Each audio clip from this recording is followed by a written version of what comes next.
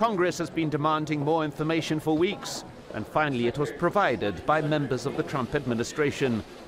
Secretary of State Mike Pompeo and the acting Secretary of Defense Patrick Shanahan held separate briefing sessions in both the House and the Senate.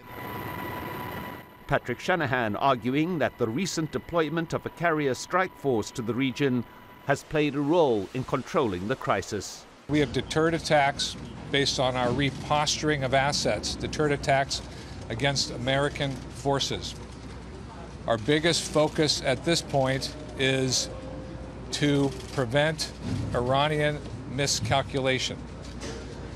We do not want the situation to escalate. This is about deterrence, not about war. We're not about going to war. We're ready to respond if we have to. The best thing to happen is for everybody to calm down and Iran to back off. And I'm hoping that this show of force will result in de-escalating, not escalating. Nobody's talking about a military solution to the current friction with the Iranians. I haven't heard anybody discuss that. Thank you all very much. But the briefing still did not convince skeptical Democrats. Make no mistake, this president and his administration are itching for a confrontation with Iran. I believe that a war with Iran would be an absolute disaster, far worse than the war with Iraq.